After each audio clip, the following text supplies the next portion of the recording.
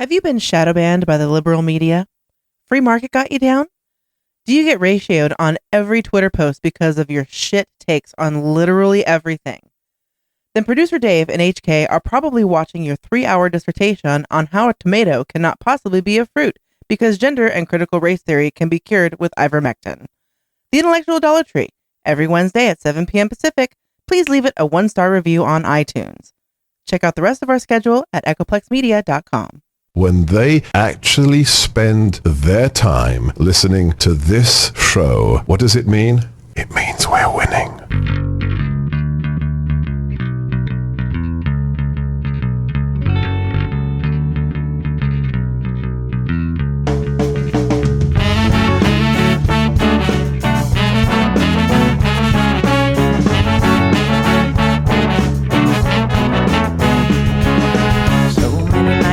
In this world, cesspool of kindness and ethical blindness. So please excuse my sarcastic tone. I'm a bit underwhelmed by the sample shown.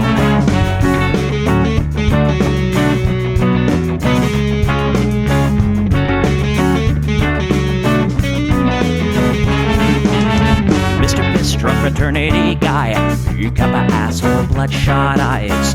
Get drunk and fight every night. Idolize Bradley, belittle women's rights. Homophobic, racist, and don't give a fucking hey. Do you think you can drive a bigger truck? So wear your baseball cap to decide to let everyone know that you're a nice guy. So cool, we're so impressed. Lots of chicks and a barrel chest. Cause you're a real man. Punch for punch, gonna piss in your face while you're passed out drunk. I'm a nice guy, you're a nice guy. He's a nice guy, but all of you are assholes. I'm a nice guy, you're a nice guy. She's a nice guy, but all of you are assholes. Nice guys rule the planet. I just can't understand it. Conquer divine by deception and lies. Social Darwinism and an overdose of pride. I don't wanna hear it. Read into the lyrics, cause everybody gets their just desserts. As long as you remember that nice guys finish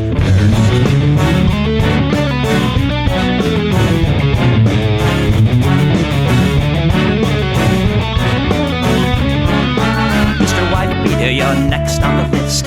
Such a nice guy who speaks through his fists. Prick with a penchant for messing with heads. A broken nose for dinner and breakfast in bed. Alcoholic, paranoid, and suicidal too. But you'll probably kill her before she gets away from you. She lives in a pool, letting her cry.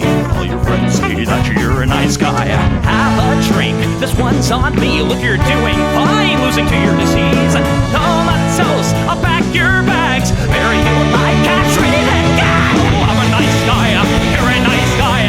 We're all nice guys, but all of you are assholes. He's a nice guy, she's a nice guy. Hey, Tom Bone's a nice guy. All of you are assholes. Nice guys rule the planet. The public demented. Conquer divine by deception and lies. Social Darwinism and an overdose of pride. Fuck off, jerk off. I don't wanna hear it.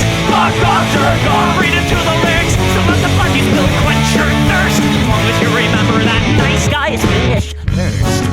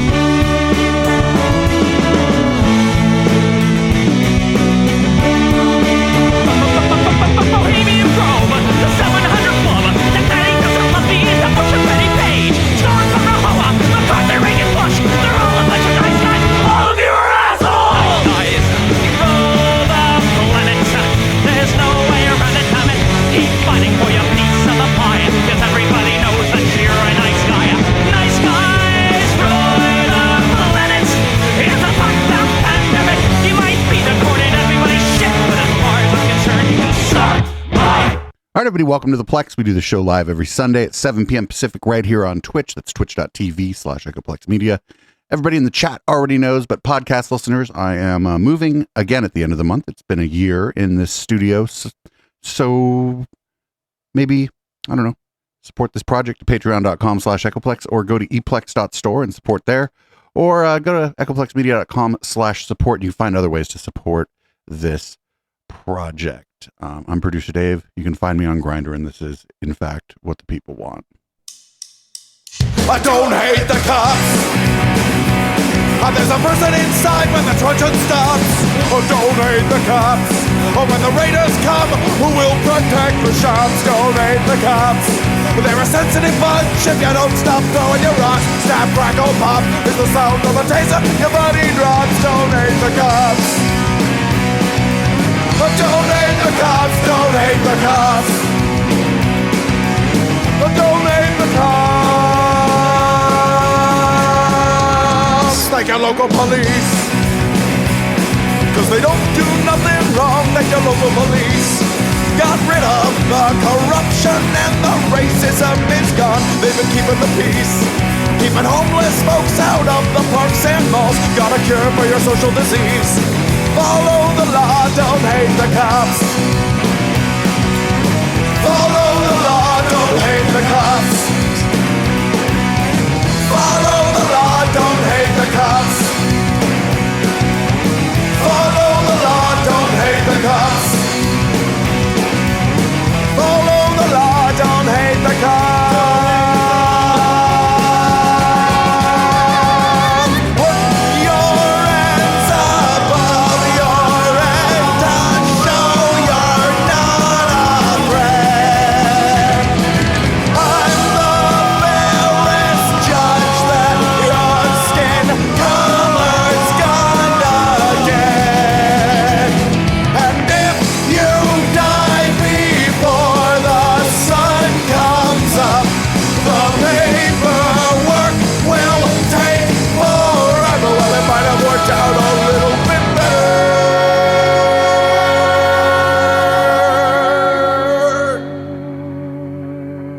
if you didn't hate the cops.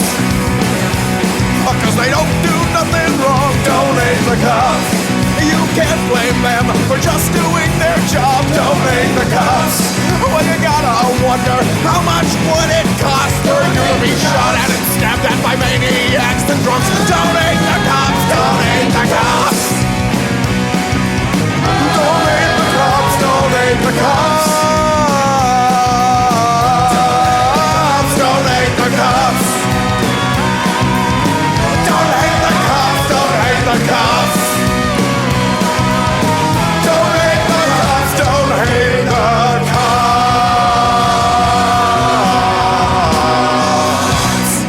So I wasn't quite sure where to put this story on our story list, so I put it first. This isn't really a story. This is just a video. What we're going to be looking at here for podcast listeners, because you're not going to be able to really tell what's going on unless you go check out the video, is a dude's going to try to stick up a nail salon, and the people in the nail salon are just going to be completely uninterested in his attempt to hold up the nail salon.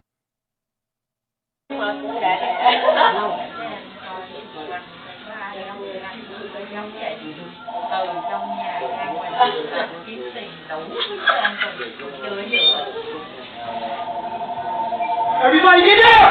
Give me all the money! Inspect the boxes! Give me all the money! Get down! Where's the money? Give me the money! Where's the money? Everybody give me everything! Where's the money?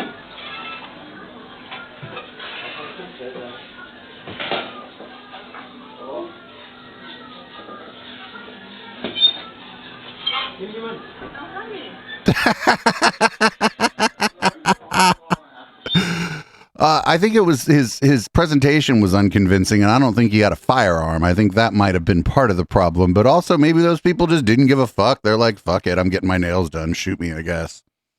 That was great. Podcast listeners, you're going to have to check out. Either you can check out the docket, which will be posted in the show notes, or you can just watch the video of this on YouTube, Odyssey, etc., etc. Or you can catch the VOD on Twitch, too. Anyway, we're going to move on to the RFK Jr. Section of this week's show. Here's an ad he did about drug addiction. We are losing the war on drugs. What policies or ideas do you have that would change that? What's your platform on substance use and overdose? We need We need help desperately. You know, I have my own history of addiction. So I was an addict for 14 years, between starting one after my dad died till I was 28 years old. And I'm very active in recovery. Over my 40 years working these programs, I've taken hundreds and hundreds of people into different forms of recovery.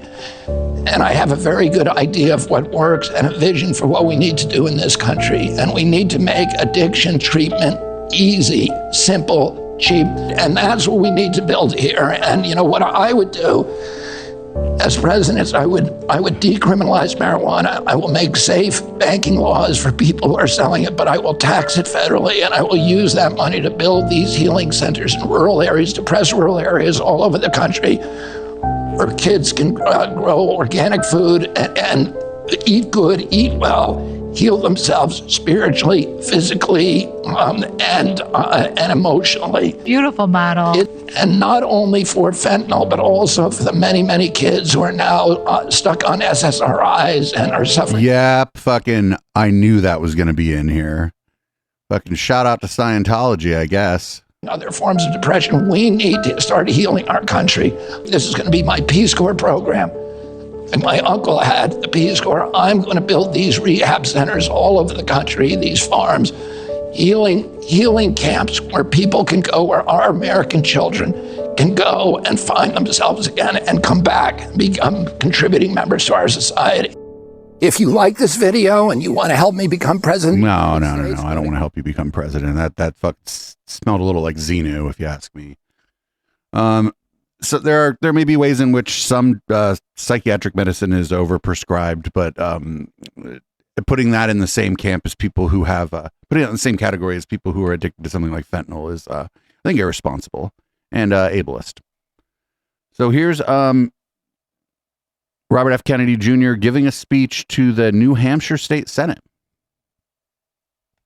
FYI, this was a little bit of a slower news week, so we do have some longer clips that I grabbed to fill some time here, because a lot was happening, but there wasn't a lot of clips this week. Thank you, Speaker Packard. And I want to also send greetings to Lou Alessandro, and I'm grateful for this opportunity to speak to the New Hampshire State Senate. My family has a long history and deep history in this state, going back to my great-grandparents, Honey Fitz and Patrick Kennedy. My grandfather, Joseph Kennedy, spent his summer camps at Lake Winoke up in Wolfsboro. I grew up camping and hiking every summer and every winter in New Hampshire, hiking the presidential range. I talked with Speaker Packard and saw his beautiful photographs of some of those peaks. I told him that I'd spent many nights on Mount Washington in the huts in the middle of the winter skiing Tuckerman's Ravine. I hiked in the summer times the presidentials, but also Osceola, Tri-Pyramid, Mount Carrigan, Mount Flume, and many, many others. My brothers cut trails for their summer job at Waterville Valley, and I'm very proud that Tommy Corcoran named the steepest. We get it. You've been to New Hampshire. Father, who loved to ski there as well. I'm here because I am going to participate in this primary in this state. I oppose the DNC's decision to evict New Hampshire from the first in nation status, which is so important, I think, to our country. Why is it important to our country that New Hampshire specifically is the first primary? Why is that? The reason that they want to change it is because New Hampshire is less representative. It's less like a state like California that's more representative of the nation's demographics as a whole. That's why they wanted to move it out of New Hampshire. New Hampshire went like a forward rally. New Hampshire plays a critical role in vetting candidates for the rest of the country.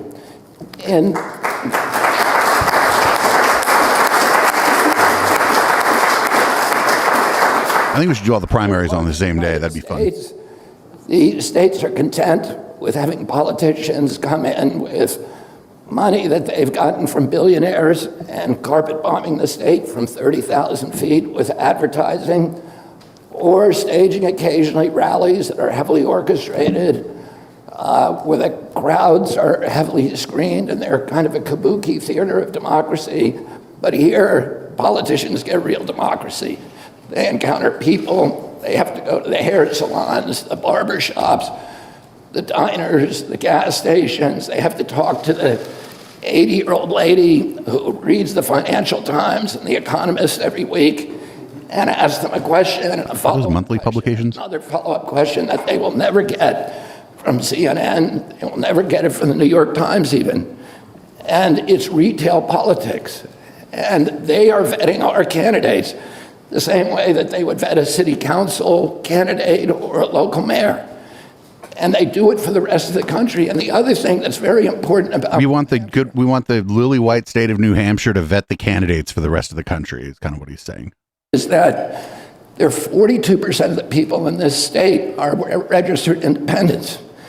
It's the highest of any state. And the importance of that right now is that those are people who are critical thinkers, they're independent thinkers. Why do you think that? They're able to step outside of that fixed, paralyzing iceberg of partisanship that has our country at each other's throats.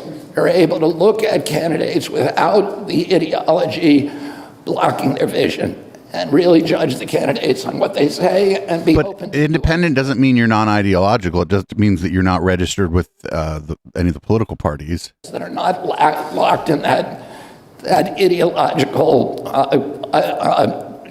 razor grip.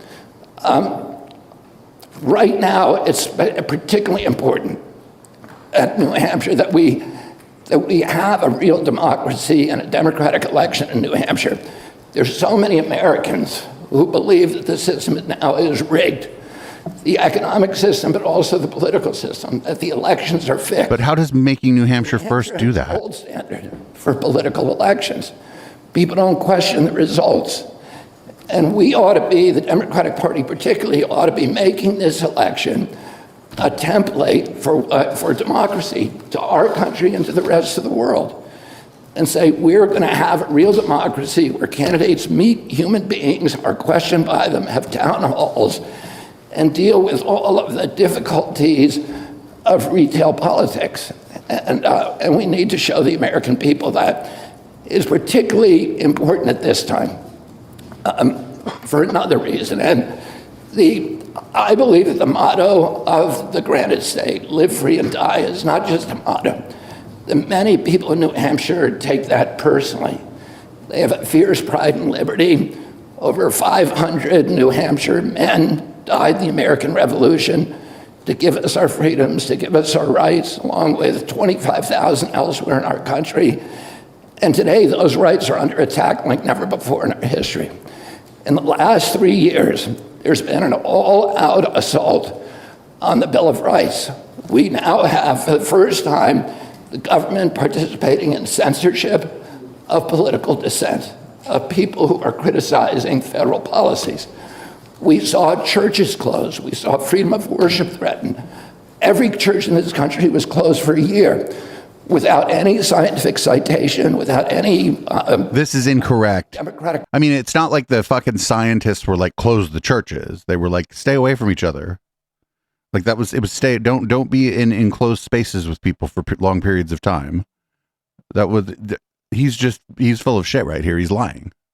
Process, no notice and comment, public hearings, all of that was just abolished.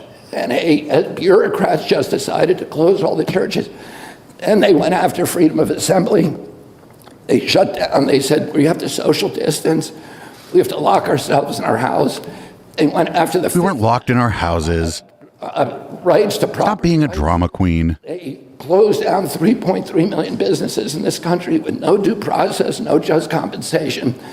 No, there were PPP loans. Guarantees against warrantless searches and seizures with all this intrusive government track and trace surveillance and American... Track and trace was opt-in. Records before leaving their homes or entering a public building.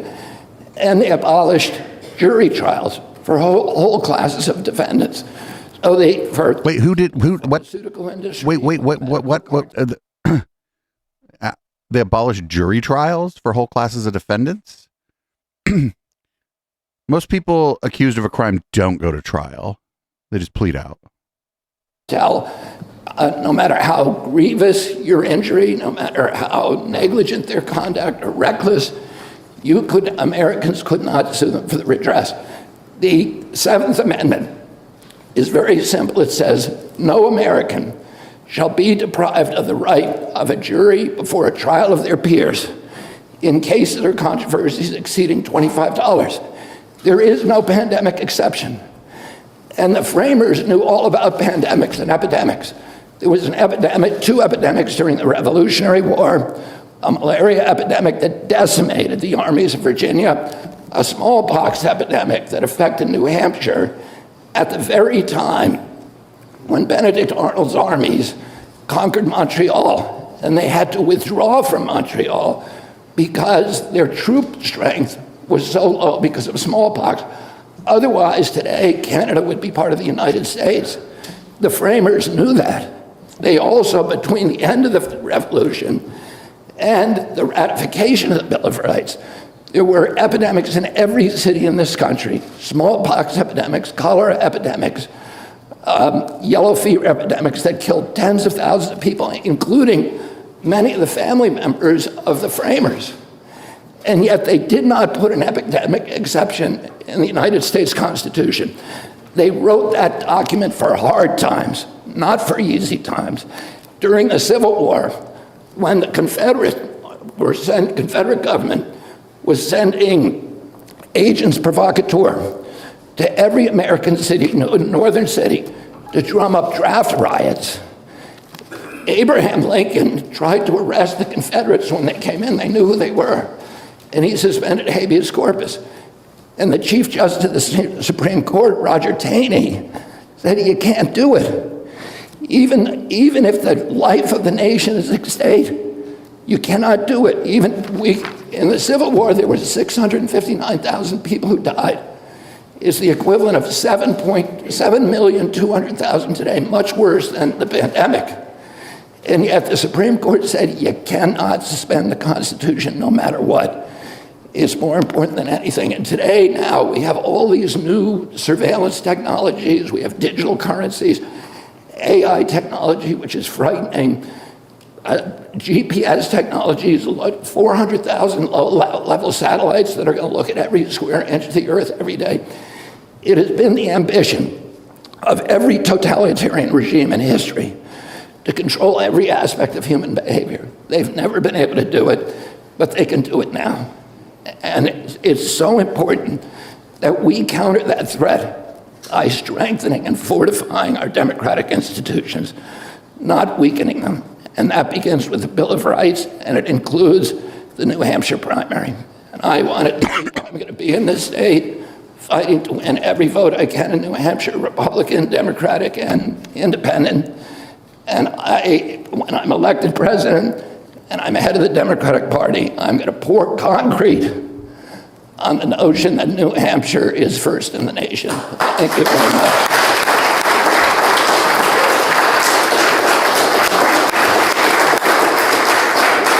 But like, why the fuck do you care so much that New Hampshire's the first? The reason he doesn't want like a southern state to be first, I think we're doing South Carolina or North Carolina first, I forget. He thinks he has a chance in these states, but if he goes to a state where there's a more representative population, where there's basically not a bunch of white people, he's going to get fucking clobbered in the first primary. And so that's why he wants this, but he doesn't have any control over this. And I think the states have the ultimate say anyway. Anyway, I'm not an expert on all this stuff. I just know that this guy's a fucking problem. This guy's not going to beat Joe Biden, but he's a fucking problem.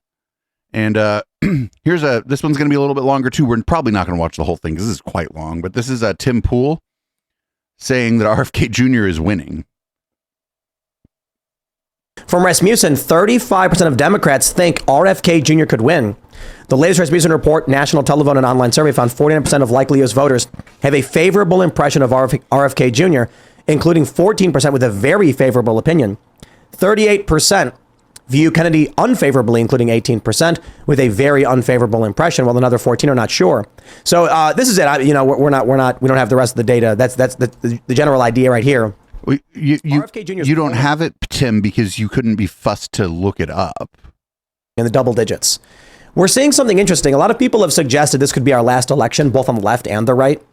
Or maybe 2020 was our last sort of election, I guess, with ballot harvesting and all the rules being changed and and COVID lockdown. Can you really even call it? Maybe 2016 was the last, because whatever's coming up in 2024, it'll approximate an election, like 2020 did, but it's going to be very, very weird. So there will be something, but you're going to have what? RFK Jr., Trump. Like who are the candidates going to be? The fact is, most likely it looks like Donald Trump and Joe Biden fighting to an extreme degree.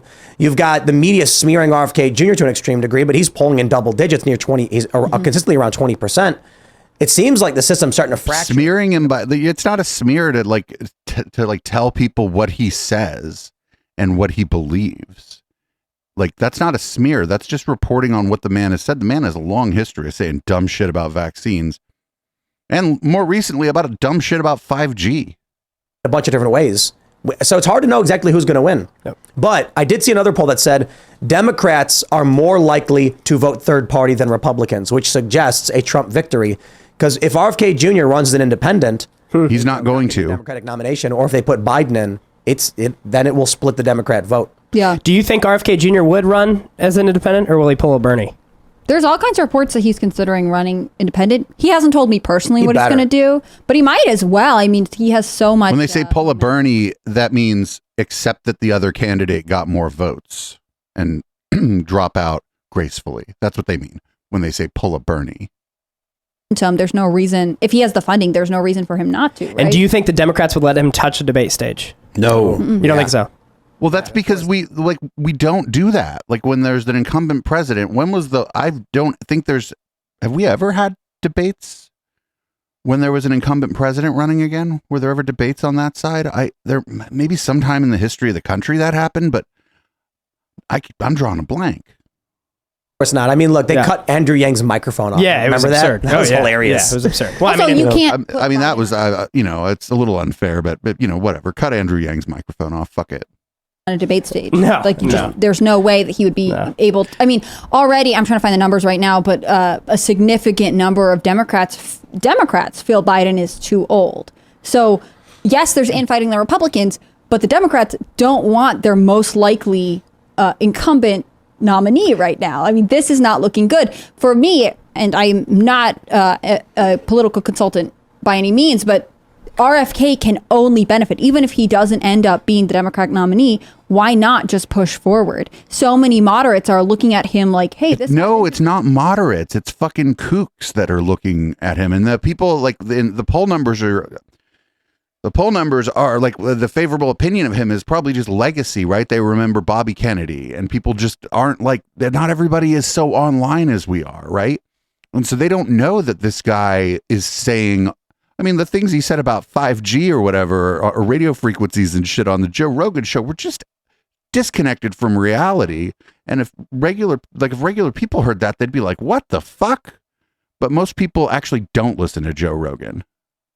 The same way that there were moderates who didn't think of themselves as any particular party who ended up voting for Trump because they felt like he represented something. I think RFK in some way could win ground back for the Democrats. Not every single one, but I think that he represents something the Democrats... I think he would turn people off 4-1, actually, toward the Democratic Party. For every one person he brought into the fold, he'd turn off 4 people like me. In a long time. There's a lot of boomers, I think, that would appeal to him, or he would appeal to, just because of the fact that he's a Kennedy. Adrian Curry made this called him this great thing, and I Adrian Curry, you mean QAvon? Adrian Curry, that Adrian Curry? From her, the son of Camelot. There's a lot of people that are older Gen X and boomers that still harken back to that, the Camelot era, the way that they looked at the Kennedys and all that stuff. And a lot of the stuff that he's saying is the stuff that people that are fairly anti-government get into. Even he's got a lot of influence, even in the Libertarian Party. which personally I don't understand it so much, other than his anti-war and kind of pharmaceutical stance. But Scientologists love him too, or at least skepticism. But I do think that he would appeal to a significant portion of the older Democrats. Yeah, he doesn't have the same progressive edge in some ways. I mean, look at what's going on right now. He is spending all of his time in New Hampshire. He's focused there. Because it's the only state that he can win. It's the only state where it looks like he can win. So he's going to focus all his attention there. Going to concentrate. South Carolina, the Democratic, the DCCC is already saying we want South Carolina to primary first, and this is really upsetting New Hampshire's voters. And they are saying you are going to give the state to the Republicans. Obviously, they don't carry a lot of electoral votes. On the other hand, they are traditionally the first in the nation. So is that the reason to do New Hampshire first? Just because that's what we did before? I think we should pull that shit out of a hat. See who gets to go first. I think that'd be pretty cool, right? Just fucking pull it out of a hat. Saying I'm going to focus on you guys. You are the state that I will pay attention to. Shows an interest in keeping with some traditions and some balances of power that the Biden wing of the Democratic Party is willing to abandon. What if it is RFK? I mean, you look. It's not going to be. Can't campaign. He's going to get clobbered in California. He's going to get clobbered in New York. He can't travel around the country. No. I mean, the big news, which we'll get into in a second, is that he's got CPAP marks on his face now, and he's 80 years old. The dude is unwell, and we've known he's got no. That like the CPAP machine. That's your thing. That's your come on. That's all you can come up with is that he needs a CPAP machine. Metal plates in his head. He can't talk straight. He can't travel around this country. RFK Jr. can. And what is he? 69 years old. Yeah. He's also fit. Got that video of him. You know, fucking steroids is what that looked like to me. There's a certain way that your body looks from steroids, but I'm not a medical professional. He's lifting, bench pressing. Yeah. And he's going to be able to go around and get votes. He's going to be able to build his profile. He does have a difficult time speaking, though, with all due respect. And that matters, but he's still been able to. He's still going to be. Able I think that most liberals and lefties aren't gonna hold RFK Jr.'s speech impediment against him. I don't. That has nothing to do with why I think he can go fuck himself. Podcast, do town halls. Biden cannot. I think. How could Gavin Newsom beat someone like RFK Jr.? True, and I think even with Gavin Newsom, that'd be great in 28. If the Democratic primary is Gavin Newsom and RFK Jr. Gavin Newsom would just absolutely clobber RFK Jr. He would the messaging out of his campaign would just be playing clips of the opponent saying crazy things about 5G and vaccines. There's a clip of him talking to Dane Wigington from Geoengineering Watch about chemtrails. Gavin Newsom's a bit of a scumbag, but if he runs in 28 and RFK Jr. is his opponent, I would probably consider picking up a consulting gig for his campaign because I know everything about RFK Jr. I'm not sure what to call it. Maybe a speech impediment. With the RFK has you hear it once, you get used to it. With Biden, he just doesn't have any actual cohesive thoughts.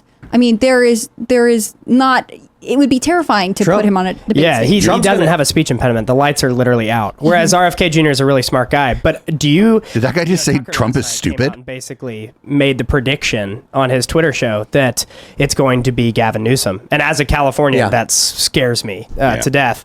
Like, you think RFK Jr. could be Gavin? No, absolutely not. Absolutely not. Gavin Newsom is so good at retail politics. Absolutely not. Really? Absolutely. Okay, I mean, why? Do you think the establishment would let that happen? No. I'm saying if you were to place Gavin, if you put Gavin Newsom on a stage with RFK Jr. wins, no question. I totally agree. How? Whether or not the establishment, the machine, the media. Dude, Gavin Newsom is like a good-looking guy. Like hella people like Gavin Newsom because they kind of got a little bit of a crush on him. Not really my type. He's too like clean cut and whatever. But Gavin Newsom. Gavin Newsom runs. Gavin Newsom, if he runs in 2028 during the primary, he might get off. He would probably get all 50 states. Different question. Yeah. So, but I think in terms of, I think Trump would have a hard time debating RFK Jr. RFK Jr. is doing a fantastic job. He's got Trump supporters being like, we like this guy, and people actually saying Trump RFK Jr. or Trump Kennedy is the ticket. Yeah, I mean, which would be legendary. Yeah, I mean, seriously. Yeah, massive. Yeah, Except that would never work because Trump is trying to take credit for the vaccine, and RFK Jr. thinks it's a fucking bioweapon and shit. That's not going to work. I'd like to see that. That'd be great. If Elon's right about it being like the funniest outcome being the most likely, then bring it on. Then Trump Kennedy. Yeah. Well, he got that Twitter Spaces where he had Kelly Slater on it, Tulsi Gabbard, like all of these people that sort of represent this anti-establishment wing that's not even tied to a political party. It's just a cultural sentiment happening. So when you have the best surfer in the world that's getting on like Twitter Spaces, yeah, dude, he was invited to the Spaces. And so when you have the best surfer in the world, like does anybody even know the name of a professional surfer? There's nothing wrong with being a professional surfer. I just don't think the professional surfer has the kind of pull this guy thinks they do.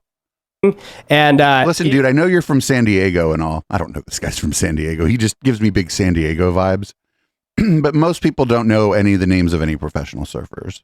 It is interesting, though. You go back to the libertarian side of him that on issues like pharmaceuticals. He is pro 2A, at least he says. But then he's not always. And there are old clips that are coming out now where he's like, okay, dude. But on top of that, like he's super big government on issues of environmentalism. Yep. It's like, okay, so are you a Green New Deal president? Because that's... Yeah, he probably is.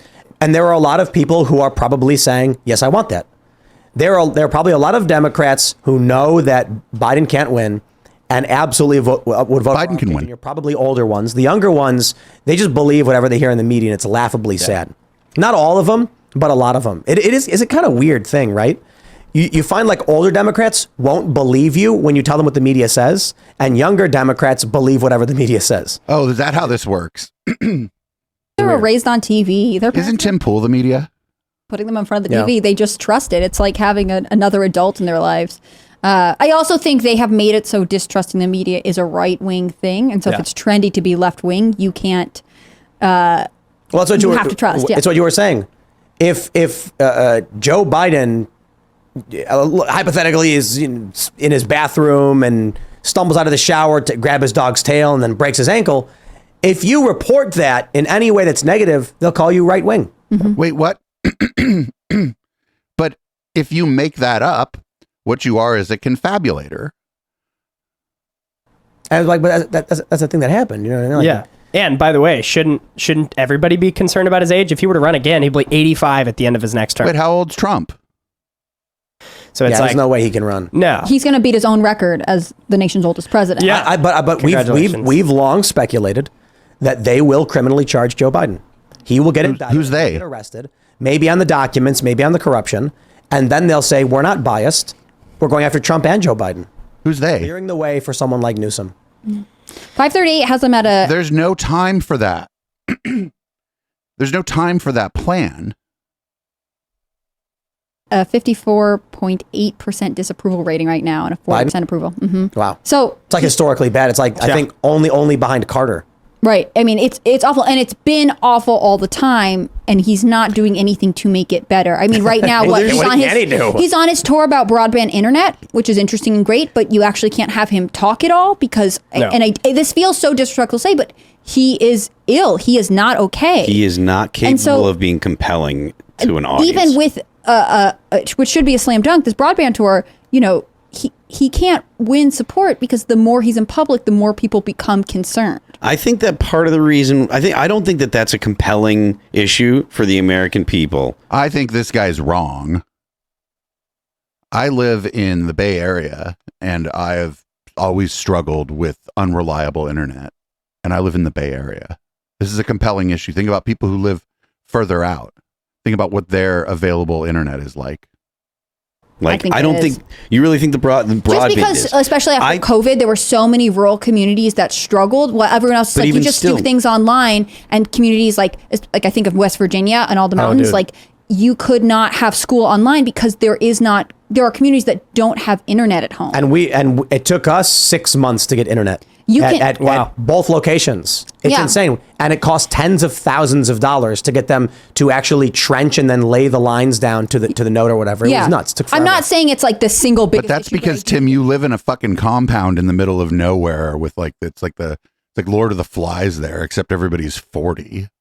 makes a difference, especially if you're a state that wants to develop business. I mean, you might be able to speak to this more, but if you're trying to lure young people in, you're saying, oh, you can work remotely now. Well, then you need guaranteed solid internet access. So it's not enough to have affordable housing or people buy land. Like if you cannot work from home, then the idea that you would move to a rural state like West Virginia, Maine, Wyoming to a certain extent. I feel like there are issues that are more motivating, that are more top of mind. I'm not saying it's the only issue. I'm just saying I think it does make a big difference, especially. I think girlfriend is right. I think it's it's not like super compelling. It's not like it's not like one of those issues that gets people fired up, but it's like real policy about things that are important.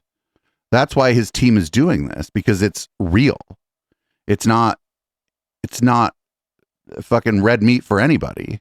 He's trying to appeal to those people, maybe people who aren't like hyper partisan. Because I feel like people now are still feeling pressures from inflation, and I do think that one of the things that's most salient, most pressing on people's minds is the stuff with this year's Pride Month. Yeah, in June in particular. Yeah, again, like I said, I was out in California a couple weeks ago talking to my friends that are not super politically active, and they are talking about the things that are going on in schools and stuff that's going on at Target, and that's something the controversies that you and your people have manufactured out of thin air. Kids and parents are laser focused on the thing that is going to most make them anxious or concerned about their kids, and I think that kind of stuff is the stuff that, if he were going to be able to produce a compelling message that could help his numbers, I feel like that's where it would be. And I don't think that he is in a place where, or I don't think the Democrats at all are in a place where they could actually say, look, we do condemn these types of things. And I think that's which types of things? One of the reasons why he's got such bad poll numbers. Thanks for watching this clip from the Timcast IRL podcast. These people, the only one that said anything that made any fucking sense was the gal on that. She was like, hey, actually, this is important. The broadband service and lack of it in a lot of communities is important. It's not that you don't have internet, it's that it's a fucking unreliable.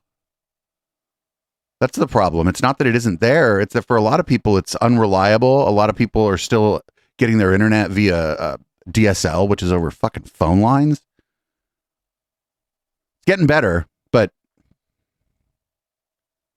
if you live outside of the city or the suburbs or whatever, in a lot of cases, you're in real trouble. You're in real trouble. And there are places that have done a really good job, where there's municipal Wi-Fi, or the county has propped up Wi-Fi, or the county or the state has pressured internet companies to extend their service out to people. But that's not everywhere. Like they were talking about West Virginia. Yeah, that's not West Virginia, right? Maybe more, they were talking about New Hampshire. Maybe in New Hampshire, it might be better because there's the socioeconomic status of people there is different than that of West Virginia. Anyway, here's Vivek Ramaswamy, who's also running for president as a Republican. He thinks that Republicans are going to vote for a guy named Vivek. If he was a Democrat and he was a good candidate, I'd vote for him. But I don't think Republicans are going to vote for this guy. Also, I think he's just running for the intellectual dark web, if we're being honest.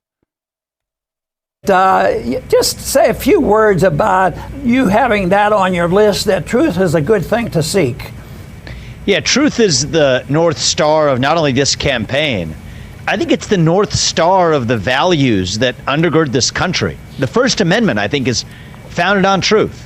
The Establishment Clause, which actually prevents the establishment of a single religion in the United States, was all about actually protecting. It prevents the establishment of any religion, not a single one. You can't establish all of them either. Instead, paving the way for free speech and open debate, also included in the First Amendment.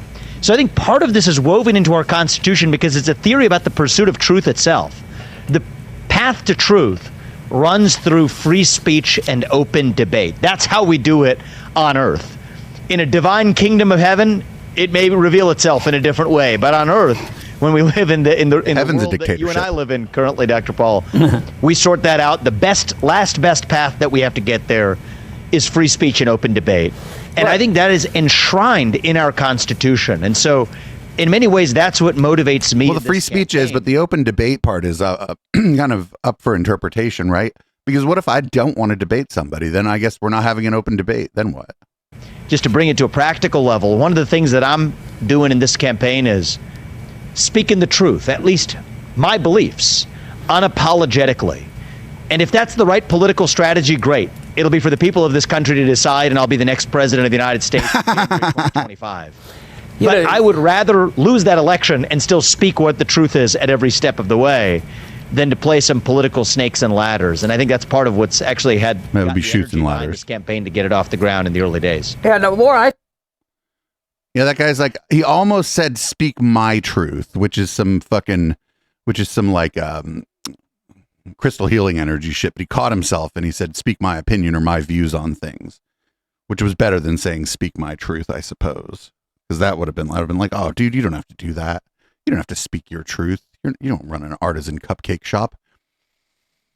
All right. Not a big fan of Mike Pence, but I think he handled this as well as you probably could have, all things considered. Here he is at what appears to be a campaign event. Mike Pence doesn't have a chance either. If it wasn't for your vote, we would not have Joe Biden in the White House. Right. Joe Biden shouldn't be there. And all those wonderful things that you and Trump were doing together would be continuing, and this country would be on the right path. Do you ever second guess yourself? That was a constitutional right that you had to send those votes back to the states. The Constitution of the United States in Article 2 says the job of the Vice President is to serve as the presiding officer of a joint session where you open and count the votes. Don't take my word for it. Go read the Constitution. Not really. I say this with great affection and respect. The Constitution is very clear.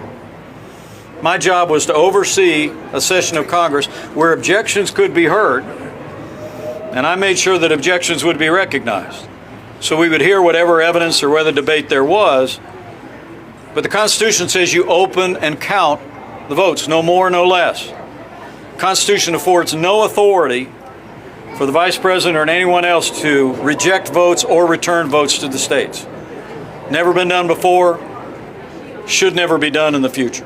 I'm sorry, ma'am, but that's actually what the Constitution says. No Vice President in American history ever asserted the authority that you have been convinced that I had. But I want to tell you, with all due respect, I said when I announced, President Trump was wrong about my authority that day, and he's still wrong. Yeah, I don't like Mike Pence, but fucking that's the right answer when someone comes at him like that. He's like, I did not have that authority. He's like, this is my interpretation of the Constitution. I don't like Mike Pence, and I'm glad he has no chance of winning the presidency ever because he's terrifying. He is a competent politician, and he is a terrifying person. So pretty glad that he has no chance. But he did handle that very well. If you ask your band at your religious event or your Christian nationalist event or whatever, if you ask the band to play the national anthem, make sure they know how to play the national anthem. I want him to play our great national anthem, and then we're going to partake together. Let's all stand. Come on, we should honor God at this point. Come on, let's honor our country.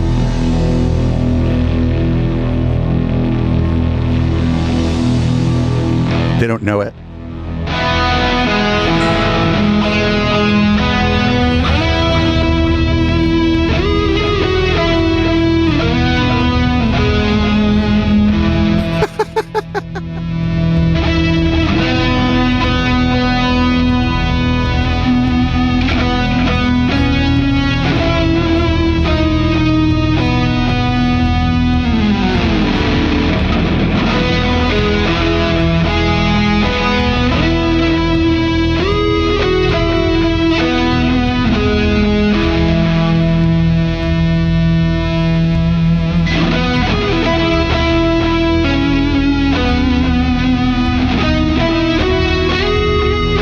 Keyboardist. Look at the keyboardist.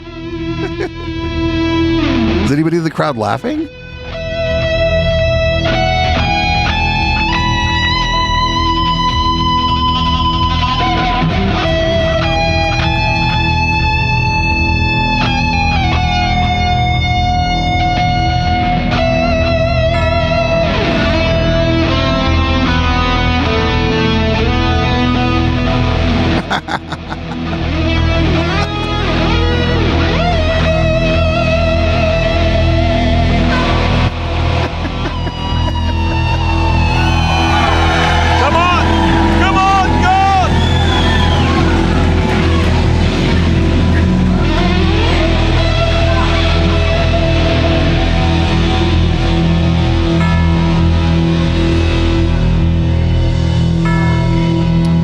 Thank you, Lord. This great land, the land of the free, and the home of the brave. Yeah. Somebody in chat's like, I refuse to stand for the national anthem, but since that wasn't it, I'd stand up for that shit. I don't know, maybe it was a remix. Here's Tucker Carlson looking a little haggard and, doing what he does, making up little stories, lying. And this part lying about, January 6th, of course.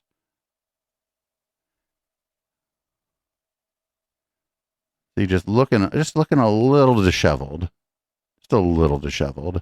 And that was a tip off to me. I mean, I had no thought in my head as I watched this happen on television and in the subsequent weeks that U.S. law enforcement or military agencies had anything to do with it. That never crossed my mind. I never thought that it was a false flag or anything like that. I'm not a conspiracist by temperament. Wait, what? I never thought that. And then I interviewed the chief of the Capitol Police, Stephen Sund, in an interview that was never aired on Fox, by the way. I was fired before it could air. I'm going to interview him again. But Stephen Sund was the totally non-political, worked for Nancy Pelosi. I mean, this was not some right-wing activist. He was the chief of the Capitol Police on January 6th. And he said, oh, yeah. That crowd was filled with federal agents. What? Yes. Well, he would know, of course, because he was in charge of security at the site. So the more time has passed, now it's been... Yeah, somebody in chat said he looks a little like Russell J. Gould in that, and I'm not gonna argue. He does have a little bit. I was waiting for him to start talking about the Postal Service and the Galaxy and stuff like that. But I don't know. Maybe the chief of the Capitol Police is cooked? I don't know. I've never met the chief of the Capitol Police. Maybe it's the former chief of the Capitol Police, or maybe that never happened. Who knows? So everybody heard about the incident where there was supposedly or allegedly or whatever some cocaine at the White House, which I can get with that. I'd love to do a rail off of some famous fucking statue or some shit in the White House. That would be fantastic. I'd have to never talk about it for a while, but that'd be great. Anyway, actually, here's somebody on Fox News suggesting that they planted it themselves to distract from the economy. So does all of this, what billows up for Joe? So they're writing off the age issue. That's not, I mean, they're basically saying that's not an issue. Doing their best. It would have to be something that really came to light that made him, that exposed the Biden crime family. I mean, at this point, it would have to be something that rose to a level of a Watergate, which we're already way past that. We're so far past that. And the problem, and this is the problem with all this, it's so bad, and it gets so bad to the point that I think a lot of people start to tune it out, and they're like, well, this isn't really exactly right. And then they get away with murder. And quite frankly, I was sort of half joking when I said that I thought that the White House press office planted the cocaine just so they wouldn't have to talk about like the economy and everything else. But they would rather talk about Hunter Biden, the crackhead. Do you think so? Oh, they would much rather talk about that than they would rather defend his record. Sure. And to run on the real genuine corruption that runs deep through the entire because Biden Hunter's family. like, they can say, well, that's just the drug addict over here. He's a crackhead, whatever. Interesting. Hookers, crack, that's what they want to talk about. Even as they sort of punt it to the lawyers. Also, they can, by punting it to his lawyers, they can sort of pretend like they don't have to talk about it. Yeah, and then just say it's the Hatch Act. The Hatch Act. It's their new catch-all it's phrase. Incredible. So I don't know the details of this, but there's like a trace amount of cocaine that could get somewhere by any method. People who don't even do cocaine might have brought in a trace amount of cocaine somehow. Who knows? And actually, I think it's kind of cool. I mean, coke's bad for you, and I don't think anybody in the chat should do coke. But it's kind of is what it is. Anyway, don't worry. Newsmax actually thinks it was Kamala Harris's cocaine, not for whatever reason. Hi, everybody. This is the White House, of course, from a side view. Right next to the White House is the West Wing, where all the senior administration officials have offices. The Oval Office is there. And this is the White House and the West Wing and some cocaine. Yeah, you know the story by now. Still in. Is that a picture of it? We all pretty much know it's Hunter's. However, there are some other possibilities. It might be theoretical, might be a 1/10000000th of a chance, but I think there's a chance. Everything is in context. My mother she would give us a hard time sometimes, and she would say to us, I don't know what's wrong with you young people. You think you just fell out of a coconut tree? You exist in the context of all in which you live. This to me doesn't strike me as the mannerisms of somebody who's under the influence of cocaine. Before you. Okay, so it would explain a lot. Probably not her. Again, I'm going with Hunter. I'm also going with this. We're not getting a straight story from the White House. Again, that's not the kind of operation that Joe Biden runs as president. And, well, why would he? Why would he be straight with the American people now when he hasn't been his entire political career? From time to time, it's important to remind everybody about how this guy arrived on the national scene. I mean, in a big way. The first time the whole country got a look at this guy when he was running for president the first time, we were disgusted, quite frankly. Well, he's the president now. If it's trace amounts of cocaine, it could just fucking come from anywhere. And if I were in charge of the fucking White House, I'd be like, just don't talk about this. It was like 3 specks of cocaine, or what people believe is cocaine. It's like, this is stupid. There's cocaine on fucking almost all of our currency.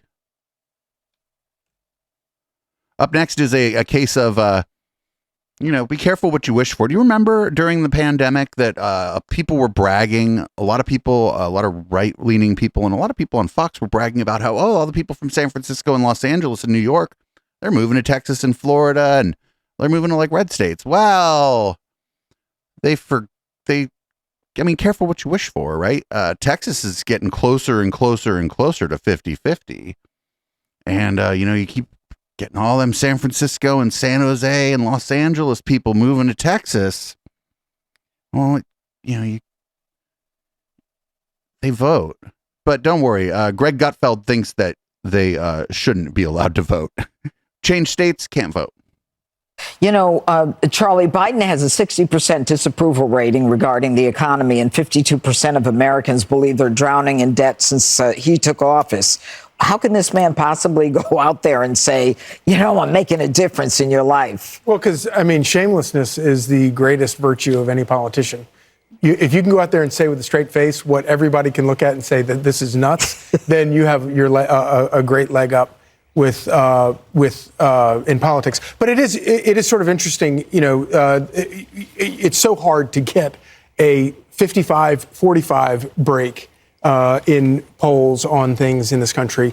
Elections come down to 50-50. The idea that you have a 60-40 break or a 60 and less than 40 break on the economy, I think tells you an awful lot about how much people are hurting. And even, when you look at something like gas prices, obviously and they boast, well, the gas prices have come down from the really, really high highs that I employed. While that's true, they have come down from those highs. It's still higher. And people are still paying for it. And that's why inflation is absolutely destroying people's checkbooks at home. And so he can lie about it all he wants to, but people at home know it. And these are including a lot of Democrats and independents who voted for him. Jessica, there's $100 billion wealth migration that they were talking about that tilts the U.S. economy, the center of it, to the south. And there's no evidence, I thought this was interesting, that reproductive rights chipping away at the influx of people moving south. I thought that was unusual. It is unusual. And we'll see how this plays out over time. I do know that it is a factor in the decisions about where people will go to school, like when young people are applying to colleges. But I think it's wonderful that there are new boom towns and boom states. And I think that that should be celebrated. I also think that it would be great then if there are these southern Republican-controlled states that they start paying their fair share and take care of Alabama, Mississippi, Arkansas, and Kentucky, because I'm sick of taking care of them from up here in New York or in California, because blue states pay the highest taxes, and then those federal dollars get shipped down south to make sure that they have decent schools, they have health care. Whoa, that's usually an argument that liberals make that I don't like, because I'm like, actually, I don't mind. I don't mind that I live in a state that is an economic juggernaut, California. And I don't mind that some of our tax dollars goes to help out states that are economically depressed. I get mad at a lot of libs for that, because I'm like, oh, that's shitty, dude. That's like real shitty. You're like saying that you want people in Republican-controlled states and states that are, lower socioeconomic class. You want the people there to suffer because you don't like what their government does. Etc. So by all means, South Carolina, Nancy Mace, who wants to take credit for things she voted against, please give some money to Kentucky, help them out. Tommy Tuberville, talk about you all the time. You should be paying more and taking care of your own people instead of feeding off of Democrats that pay higher taxes. Oh, go ahead. That was go repulsive. Ahead, Greg. So true. Yeah, actually, that's horrible. Fuck that shit. I disagree. The reason they don't like it is because what she said is true about the money, and they don't like that. I don't like it because it's shitty, because it's gross, actually, to think, oh, these people should actually suffer with horrible infrastructure because their state, doesn't have like the largesse of a state like California. No, that's terrible. But that they didn't groan for the same reason that I kind of groaned. Please, leaders in other states, just completely, assault your taxpayers the way we assault ours. But why should we pay for them?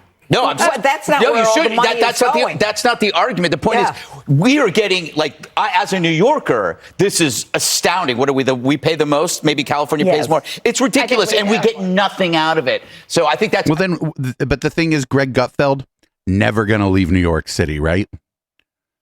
I think what you're talking about is a ridiculous point, and I don't have an answer for it. That actually happens more than you'd like to. Yes. I want to talk about the migration thing. This is the triumph of something I call federalism. Have you heard of that phrase? States experimenting and competing with each other, right? With other states. Some do it one way, some do it another. This is why we won't have a civil war, because people have choice to move wherever they want to go. And if one state speaks to you in a different way, that's the great way of doing it. And that's how the Roe versus Wade reversal is so easy to explain to people that get so upset about it. It's like it was taking the decision away from me, the judge, and giving it to you, the person. That's all it's about. And that's what states are all about, is that the decisions are closer to you than they are to the government. And so perhaps But the argument against that is it's easier to buy politicians and exert undue influence on politicians that represent a lower number of people. Abortion on demand might flourish, and a state with more restrictions won't. But that's the great thing about federalism. Anybody can do it. The whole point is that you fight with your feet and not with your guns, and state rights guarantee that. But so one of the problems, though, with this migration is that and people talk about they worry that voters are going to vote the same way when they move to these red states. Another concern is the fact that they're deadbeat voters. They voted for all this nonsense in the state they left, and then they leave and they don't get stuck with the bill. They shouldn't be allowed to vote. No, they shouldn't be allowed to vote until they've paid back all of the taxes they voted for in California or New York. Wait, what? All the taxpayers in California and New York are leaving. The people who pay the most taxes, you're not going to have a tax base in New York. But many of them voted for the taxes in these places. And then they leave. And That's not that. This is all bullshit. Like, imagine, I was going to move to Nevada, but they want me to finish paying for every ballot initiative that I voted for in California before I can vote in Nevada. Do I still get to vote in California? Do I get to vote for president, on federal stuff? What a fucking dumb idea. No, if you move, that's why this is a nation. If you move somewhere, you just vote there. Oh, this is great. Absolutely fucking great. This is Pearl Davis. I don't know if anybody knows who Pearl Davis is. I feel like she's going to start showing up on our on this channel a little bit more going forward. Some people are calling her the woman Andrew Tate. Here's her on Piers Morgan talking about how women shouldn't be able to vote. Welcome back to Piers Morgan Uncensored. Pearl Davis has racked up a legion of online followers and plenty of breathless newspaper coverage by sharing her incendiary views on modern feminism. The New York Post called her the female Andrew Tate. So she tapped into genuine female pushback to the excesses of wokery, or is she just an attention seeker? We'll find out. I think it's this. She's just seeking attention. Sent her viral. A lot of people think I'm insane because I do. Women should vote. This is we did an episode of the Intellectual Dollar Tree with her where she went on the Trigonometry podcast, and those guys were like, "Whoa!" Like Constantine Kissin and Non Oliver were a little bit taken aback by some of the shit she was saying. I'm crazy for this opinion. If anything, this is probably my most extreme opinion. 90% of women have been on birth control. 1 out of 3 women has had an abortion. 1 out of 3 women has an STD. Average. Wait, 1 out of 3 women has an STD. That's STI. 1 out of 3 women doesn't have an STI. Over 5, so that your average wife has slept with over 5 people. Okay. 95% of women are not virgins on their wedding day. She would be astonished by like the body count of some of my friends. My God. So I understand the complaint. Okay, well, Pearl joins me now alongside political journalist Ava Santini, who was nodding furiously along there to everything she heard. Right, Pearl, you've be called the female Andrew Tate. How do you plead? Well, I take it as a compliment. You know, I'm a fan of Andrew Tate. Of everything he says? It depends what we're talking about, but overall, I think he's got a good message. I think he's good for young men. Okay, look, you're talking about women predominantly, which is why you've got this big following. And your view is that modern feminism is deeply flawed.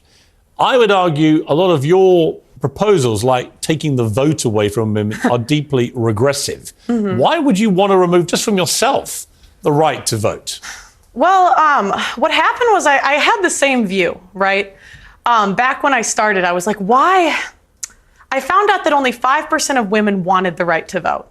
And I couldn't figure out, like, why would women not? No, it's true. It's true. You look it up. At the time. The other lady is, that's the appropriate. The other lady's doing the right thing, though. The other lady already, I like her. She's just laughing at her. I mean, that's what they say. But, you know, I started reading their writings, right? And what I found out was that the reason a lot of women advocated for it was because they believed it was the beginning of the breakdown of the family. You know, before you became one in marriage, 85% of people were married. And, you know, I hate to say it, but they were right. What has happened 100 years later? What's that got to do with them having the vote? Well, it also goes back to responsibility. Again, men are 80 to 90% of the military. They run all of the infrastructures that make society run. So I just think if we why is that that way? Then be equal. Do 50% of the hard jobs. Be 50% of the military. In the U.S., they're fined $250,000 if they don't join selective service, which is essentially the draft. Okay, but specifically on the vote, what would having the right to vote have to do with family cohesion, for example? Well, because again, before you weren't trying to divide a family. It was one family unit. You had one vote for the family. I mean, I don't think it's good for a family to have 2 votes. Ava, your mouth seems to have dropped about No, do you know what it's sort of like? I know. It's just sort of a bit galaxy brain. I feel like, you know, the stats that you're putting down are perhaps correct in some universe. Which stats? But they just kind of don't really add up. I mean, just to take you back to the to the women's writings that you've allegedly read. I mean, allegedly? What do you mean allegedly? At the time that you're talking about, you know, women weren't really allowed to. You know what, though? Blondie didn't interrupt you. That blonde lady didn't interrupt you while you were talking. Pearl, shut the fuck up. Let this lady, come on. Yes, they were. Yes, they were. That's incorrect. The first female property owner was in the 1600s. The idea that women couldn't work and couldn't. I'm so sorry, but that would be inherited property.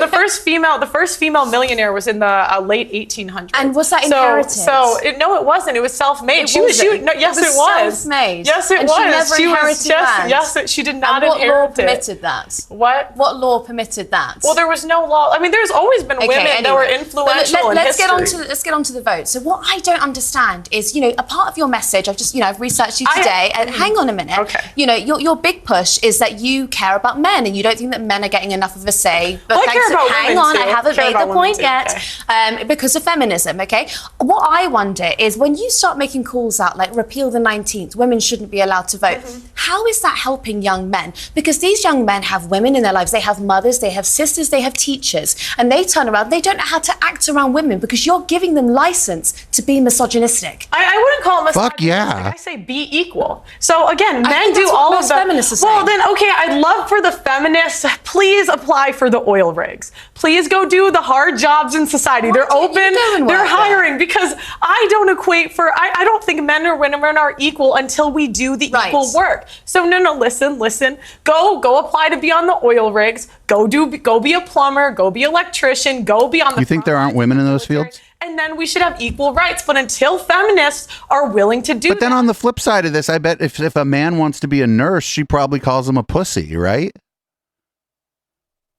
I don't believe we should have the freedom without the responsibility. Okay, well, I don't think that I'm physically built for that. You might be, but I'm absolutely That's not. a bit- You Wow. said you were Wow. a volleyball. Wow. You said you were a volleyball player, and so you've got more strength than I do. I don't think But that I don't can have do more those strength. I don't have jobs. more strength than But the I'm not average going to take your man. right away to I do don't it. have more strength than the average man. But again, it goes back to go be a plumber. You want to be equal, go be equal. But you want divorce to be made illegal.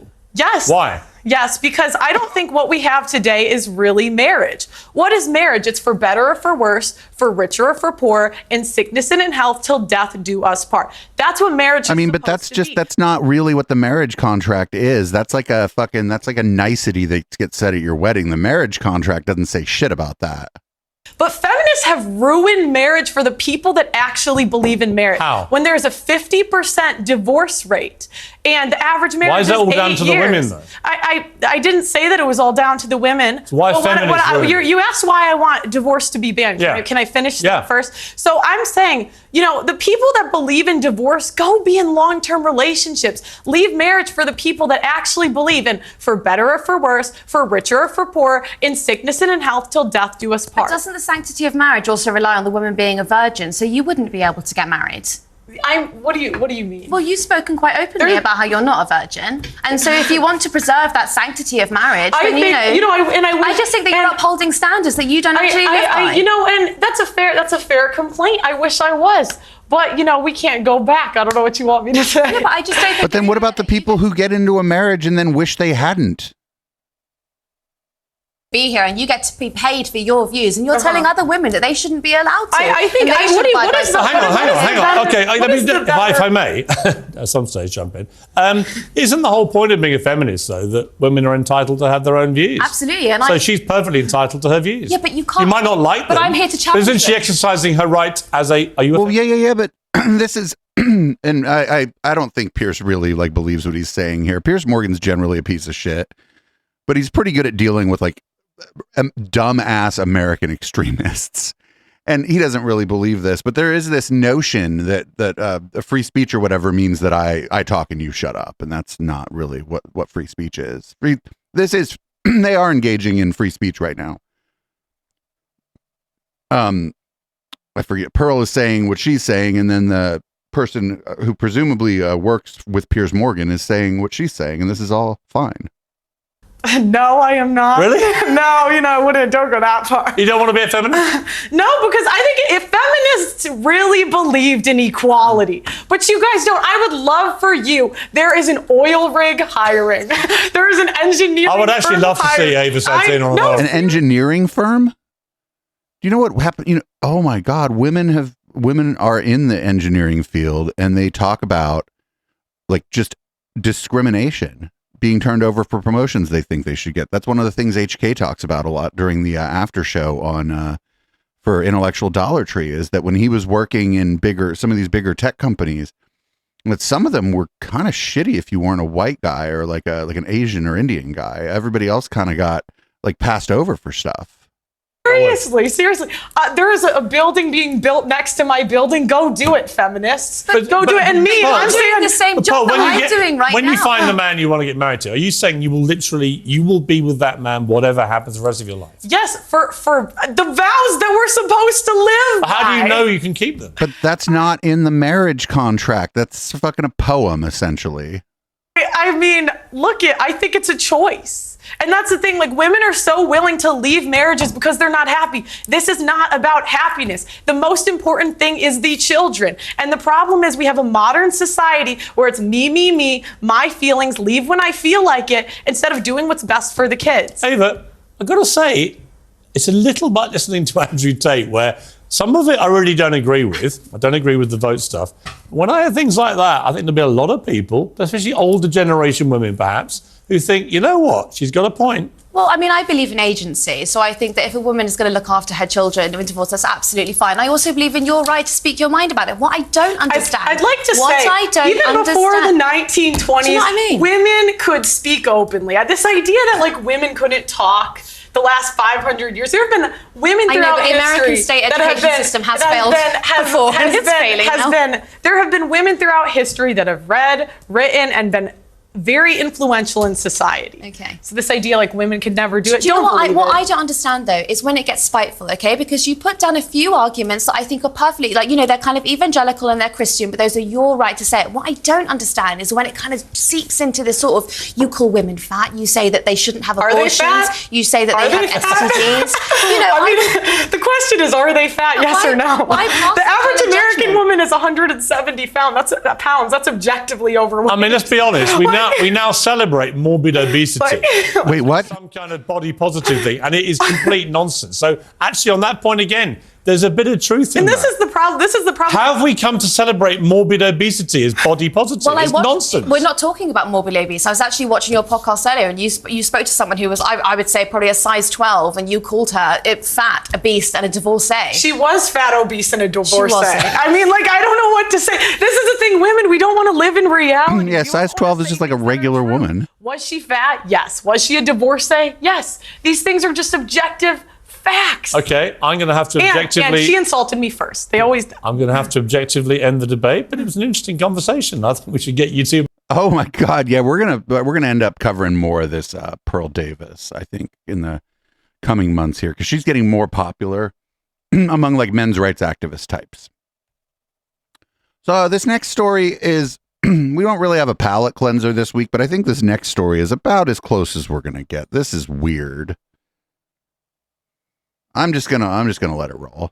This is some weird shit.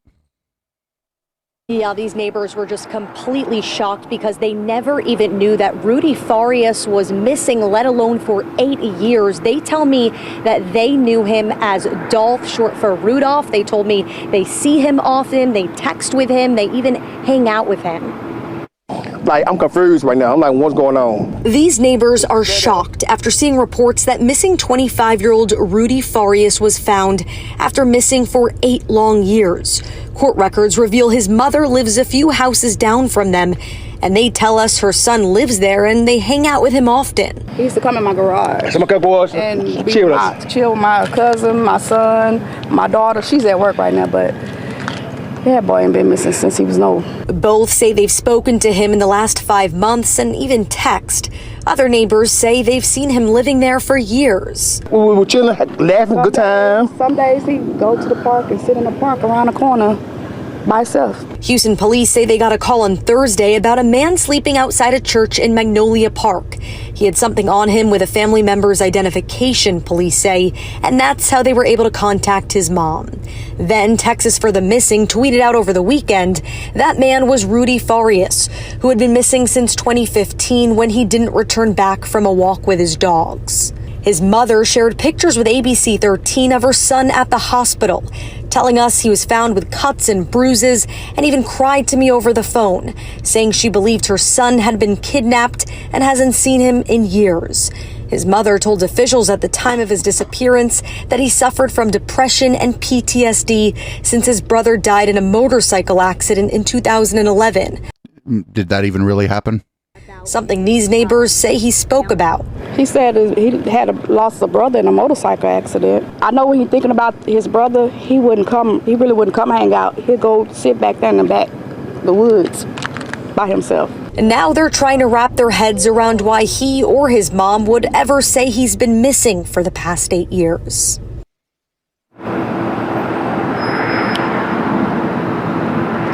And I just got off the phone with his mother just a few minutes ago, and I asked the mother about who.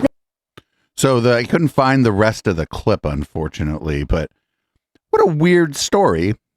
I wonder what's going on. What's really going on there? If anybody finds out what's really going on there, could you please let me know? Because that's a pretty fucking crazy story. Here's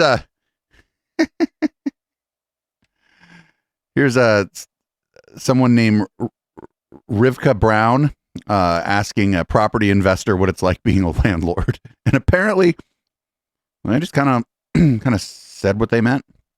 But so yeah, you're a property investor. Tell me a bit about that.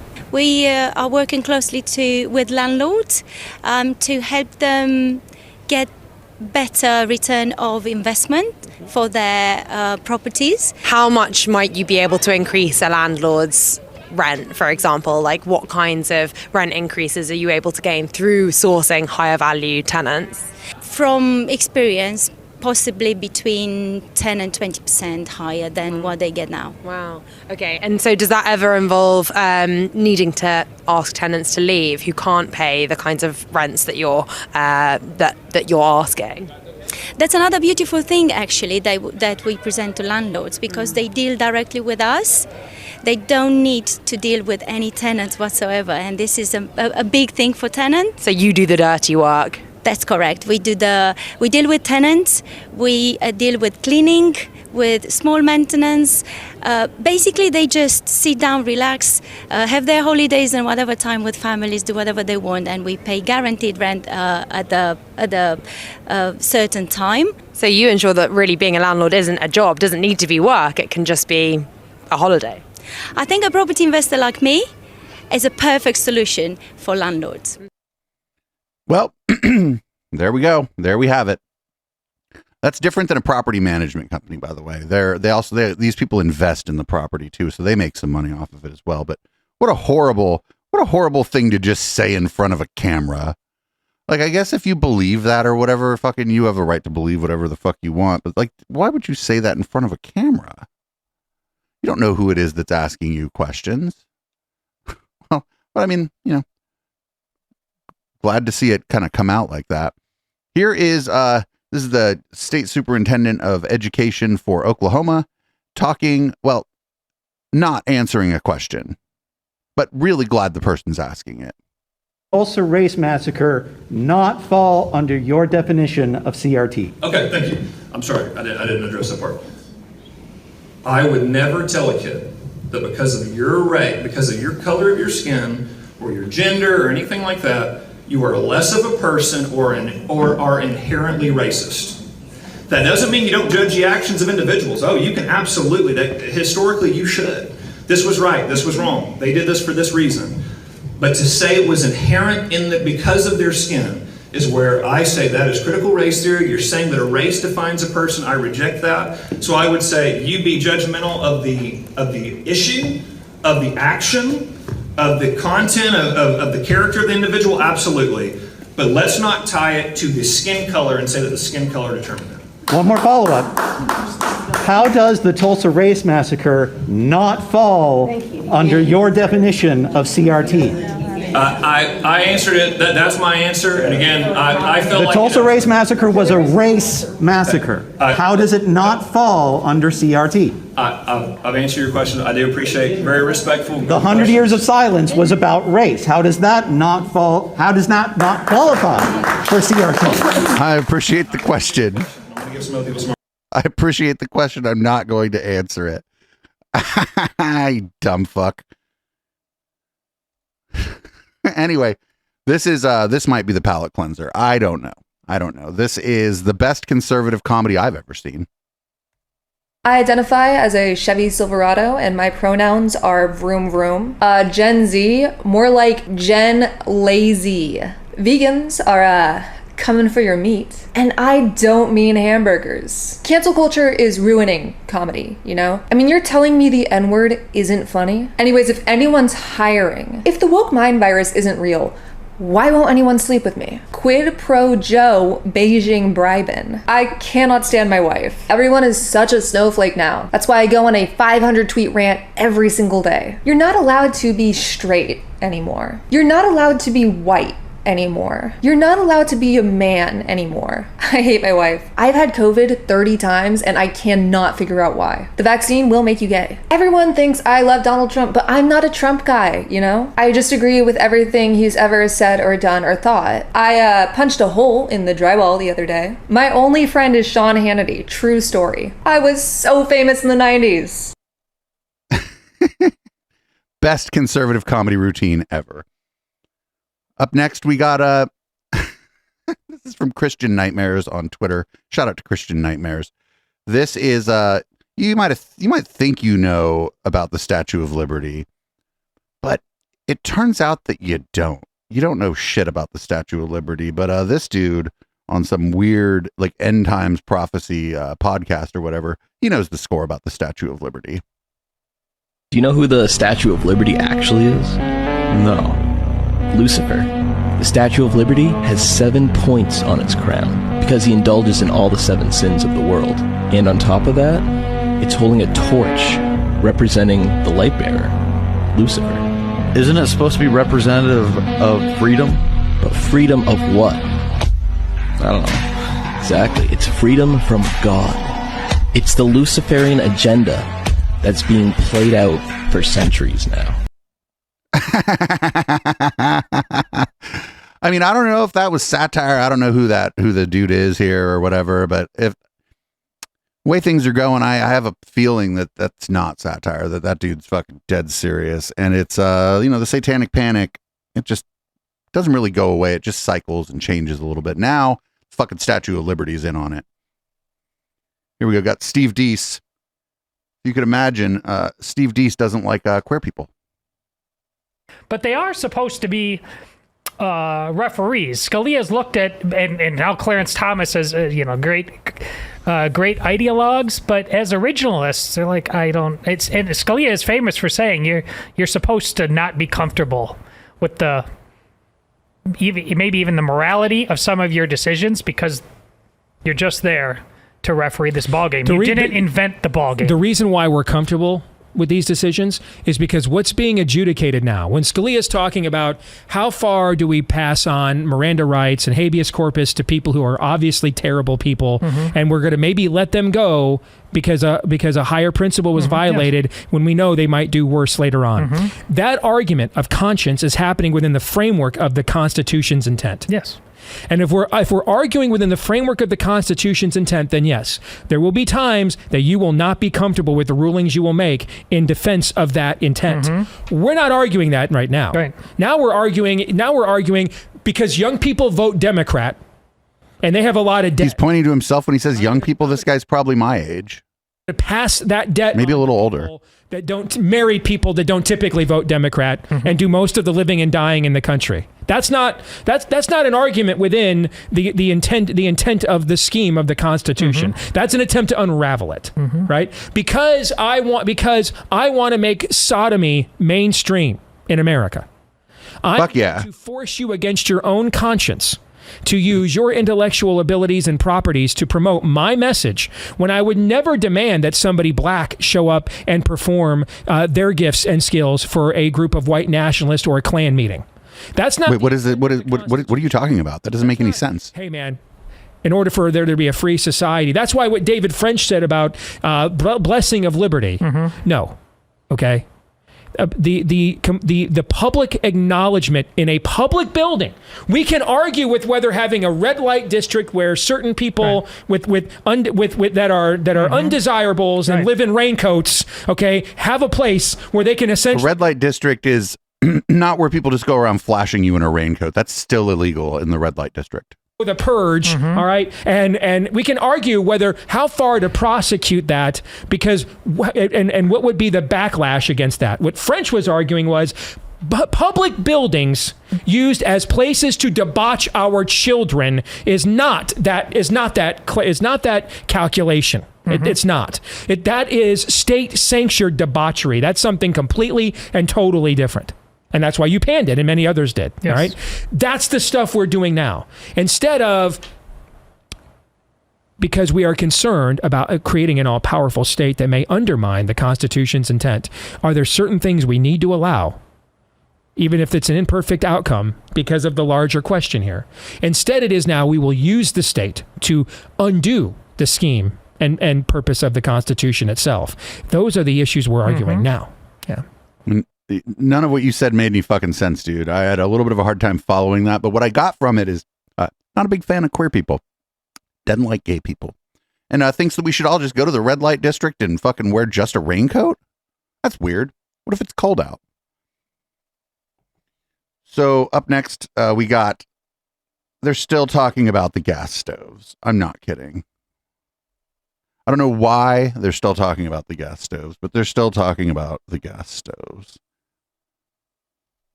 Look, we on our side spend a lot of time complaining about left-wing hypocrisy, but honestly, I think it's a huge waste of time. And the reason it's a waste of time is because the left doesn't care about hypocrisy. They don't care about being called hypocrites. They just plow on with their agenda. And because they don't care, there's no sense of shame or conscience on their part for their behavior. And because there's no sense of shame, there's no incentive to actually change their behavior. So complaining about hypocrisy is just talking ourselves into circles. This is not hypocrisy. This is hierarchy. This is the globalist elite ruling class, both here and abroad, imposing all of their insane regulations on the rest of us, while the rest of them just go... Oh, it's the New World Order conspiracy theory. Large, living their lives, partaking in all of it. So while they want to strip you of everything from the gas stoves in your kitchen to your freedom of speech, they have access to all of it, and they enjoy all of it, and they are lording it all over all of us. Tudor, what do they expect us to do? I mean, like, honestly, what would they want us to actually cook things in? And don't... Well, there are electric stoves. Tell me that electricity doesn't, how do you generate electricity? Coal? Nuclear? I mean, nuclear and coal are very different forces that actually move electricity forward. But of course, they want to take away your gas stoves at things that actually work and people like and enjoy. Of course, it doesn't matter. It's just like electric vehicles. It doesn't matter if you can actually charge it. That's what you have to use from now on. But let's face it, Monica's right. It doesn't matter what they do. This is Gavin Newsom's French Laundry. This is John Kerry's private jets. So the French Laundry thing, when they went to the French Laundry, Gavin Newsom and his friends were obeying all the laws of that county and the state laws. But it was a bad look. Gretchen Whitmer's trip to Florida when no one was allowed to leave the state. They don't care. And until Republicans start holding them accountable come election time and actually putting this out on the airwaves, hey, let's not forget, they want to take this from you, but they think they should have it. We are not going to be beating them at this. So we need to make sure that people don't forget that these folks want to live the high life, live as elitists, and keep you down. It really is about the power, isn't it? I mean, you mentioned that, Monica, but they want the power. But I don't understand their end game and why they think that this is appealing to the average American. Well, they don't care about the average American. I think that much is clear. And it is all about power and control. And the end game, Jason and Tudor, is exactly this. They want to fundamentally... Is that an Emmy behind her? The United States. And in order to do that, in order to move us away from individual liberty and economic freedom, they have to transform us into a more collectivist, Marxist kind of model. The best and fastest way to get there is by attacking the energy sector, because that is the biggest lever available to them to leverage the U.S. economy into this new model. So by attacking fossil fuels, by putting the squeeze on electricity and everything that you just said used, and that keeps the U.S. economy humming. By attacking that, that's the best way and most efficient way for the left to bring this country to its knees and then fundamentally transform it and then ultimately get to a one world style government with the globalist government. Yo, just straight up fucking New World Order conspiracy theory. Just straight up. All of it. But the only way that they can do that is by crushing the U.S. economy and, of course, flooding the zone with a wide open border and lawlessness and the breakdown of law and order and all of the rest. This is all part and parcel of a very deliberate plan to take down the United States of America. So I don't think we're ever going to see her on Fox again because Fox is like a kind of right-wing outlet, right? But they don't traffic in that New World Order conspiracy shit. They just don't. You don't see a lot of people on Fox talking about it. So I think you're never going to see her on Fox again. I could be wrong, but that's something they don't traffic in it. It's bad for business. Not necessarily that their audience is opposed to it, but the advertisers are like not there for that shit. And, you know, Fox is in the business of selling ads. So that is what it is. Here's Tiny Dancer Ben Shapiro. Gonna, you know, split a bunch of tiny little hairs about discrimination against gay people. Now, to be fair, there's confusion that arises when it comes to LGBT issues. Why? Well, because that's a question of self-identity. How would you even know if somebody walked into your business and they were gay unless they told you they were gay? What if you assume that someone's gay and you discriminate against them based on that? I mean, that is literally the only way that you would know. Or in fact, they asked you to do a message for gay marriage. Or they explained to you that they were married to another person of the same sex. There are a lot of people who have various characteristics who are gay. The gay community is, in fact, not quite as stereotypical as TV would make it out to be. Which means that very often, quote-unquote, discrimination against a gay person is not, in fact, discrimination against a gay person. It's discrimination against behavior that is conducted by a person who happens to be gay. That is not the same thing at all. And that's the point the court is making. This is, by the way, a major distinction that has never been properly drawn in the law, but needs to be drawn in the law. The gay rights movement has claimed they're the new civil rights movement. These are absolutely disparate movements. They are not alike in any way, shape, or form. The black civil rights movement was about the idea that you have an immutable characteristic that is not behaviorally based. Your race. It has nothing to do with your behavior. It has nothing to do with your feelings. You are black, whether you feel black or whether you don't feel black. Whether you, quote unquote, act black or whether you don't act black, obviously. In fact, there is no such thing as, quote unquote, acting black. Oh, Ben, you have said a lot of weird things about the black community in the past and the way that they act, sir. And stereotypes. That is not the same thing when it comes to issues of sexual orientation, which is about interior feeling. It is about behavior in the real world. And that is why putting LGBT as members of a quote-unquote protected class under anti-discrimination law starts to get into very dicey activity as far as forcing other people to accept a behavior, not an actual... Which behavior, Ben? Objective state of the world that is visible to everyone else. It's not quite the same thing. Ben, I'm just curious what behaviors he thinks that we engage in that should, should allow a business to discriminate against us. Do you think we're like sucking dick in the lobby of the hotel or something? I don't know. I bet there's people who've been discriminated against for exhibiting what someone thinks is gay behavior, and they're not gay themselves. It's just that they, to some extent, fit some of the negative stereotypes about gay and lesbian people or LGBTQ plus people. I bet that happens, and I bet that's probably still illegal. Anyway, don't worry. We got Michael Knowles next, and he's going to tell us about Squishes on the right, and I am not looking forward to this. The inevitable logical conclusion of the Pride movement was we're going to go into your kids' kindergarten and we're going to teach them wild ideologies about sex and gender and not only the relations between the sexes and within the sexes, but even one's understanding of human nature itself. And people have just said enough with that. The DeSantis campaign is capitalizing on this right now, and DeSantis is being pilloried, not just by the libs, but by the squishes on the right. The squishes. An ad that people are saying is homophobic. Here's the ad. I will do everything in my power to protect our LGBTQ citizens. If Caitlyn Jenner were to walk into Trump Trump hanging Tower out with Bruce Jenner. and wanna Trump. use the bathroom, Caitlyn Jenner. Caitlyn Jenner is a monster that probably killed someone with her car, but she's still Caitlyn Jenner. any bathroom she chooses. That is correct. In the future, can transgender women compete in Lady this MAGA. Yes. Make America Who's a drag queen who's pro-Trump. And then DeSantis comes out and just says no. You see all these like Sigma male memes, Patrick Bateman, DeSantis signs a draconian anti. So Michael Knowles, we watched this ad last week on the show. Michael Knowles doesn't understand that most people aren't incredibly online and don't catch most of those references. And some people who are extremely online know those references came out of like the fucking men's rights movement and Gamergate. And it's like, well, do I really want to be like those people? Even some conservative, a lot of conservative people are like, no, I don't want to be like the Gamergate weirdos. LGBT bill.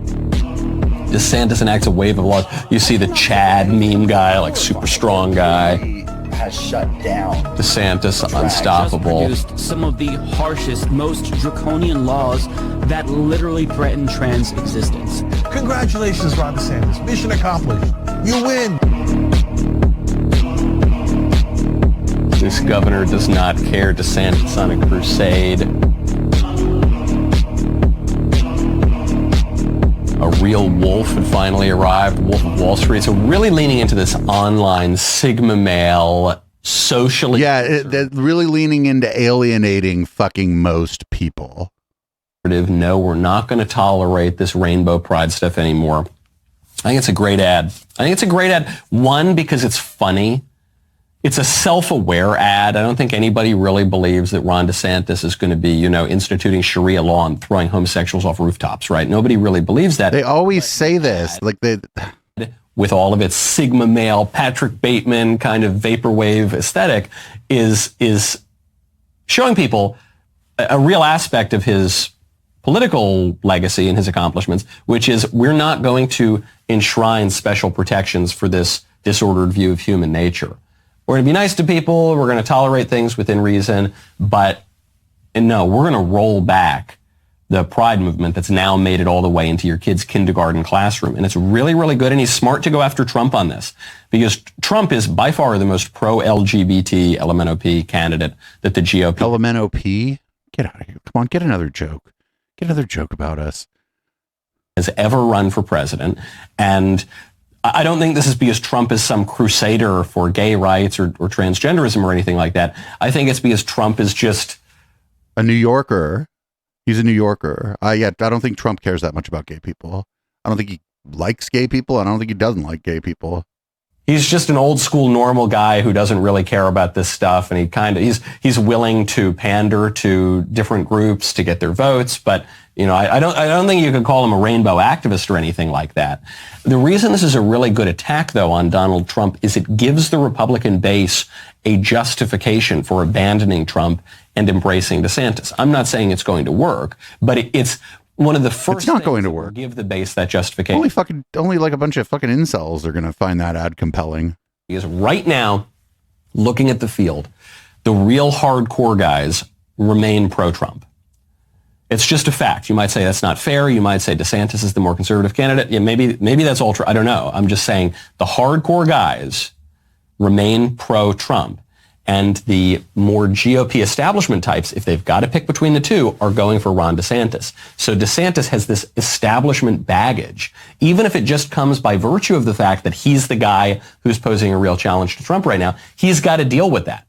He has to somehow answer the fact that the GOP establishment and the mainstream establishment more broadly is going softer on DeSantis than they are on Trump. This is one great way to do it. If he runs to the right of Trump on the social issues, specifically on the Rainbow Coalition, that will give the hardcore guys an opportunity to say, actually, if we really want to be subversive, if we really want to be edgy, we're going to follow this guy who's threatening the sexual revolution, which the libs hold very, very dear. And the other reason this works is because while the establishment is very pro-rainbow, the people broadly, including many Democrats, are not.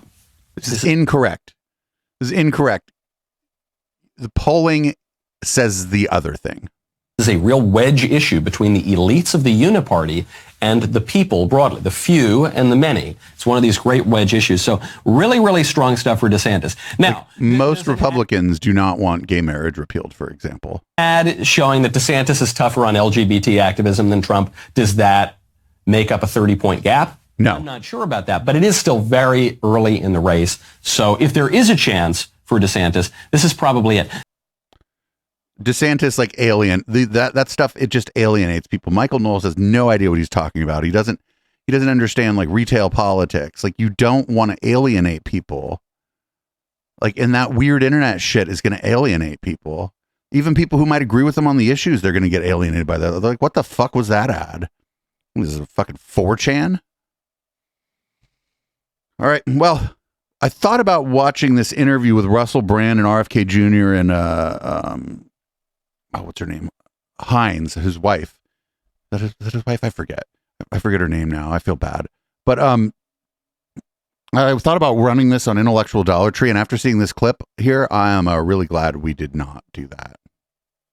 So where are the areas where the two of you are in plain alignment, and are there any subjects that you are comfortable sharing that you are not in alignment?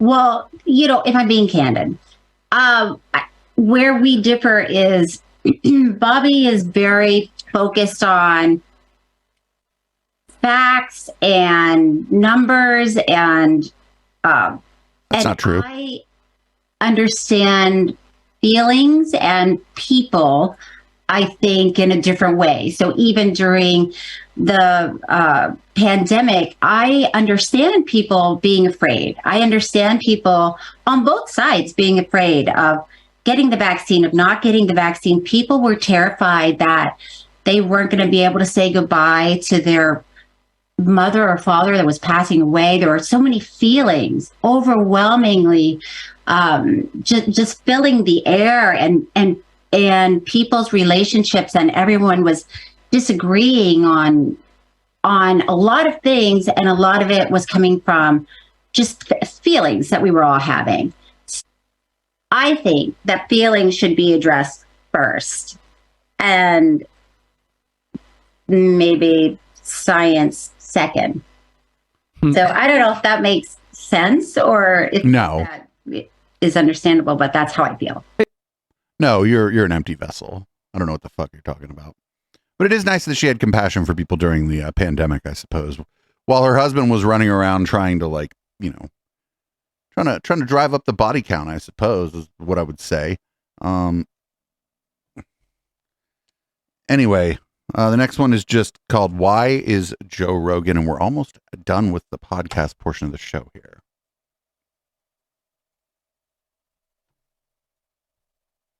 It was a rigged election. Rigged. Even if it wasn't rigged. He's still saying it. But even if it wasn't rigged, let's say it wasn't rigged. Let's say it was a fair, and that's who won, and that's how it was going to be. Biden won. For sure, it was rigged by the media. What does that mean? Just the Hunter Biden laptop case and the Russia collusion case. Just those two things. Yeah. Just those two narratives that they knew were not true, that they pushed out in front of everybody, and that we know, had to do with trying to get rid of Trump. That was a big. That is one over-reporting and one under-reporting. Yeah. That is, in many ways, that's an attempt to manipulation. Yeah, it's manipulation of a public narrative. It's a manipulation of what the people. Joe, you manipulate the public everybody narrative. Thought he was in collusion with Russia. It's what everybody thought. There were just all these mainstream, except Fox News. Yeah, they were the only ones. They were the only ones that weren't pushing it. Everybody else was pushing it. Yeah, it was sold hard. Yeah.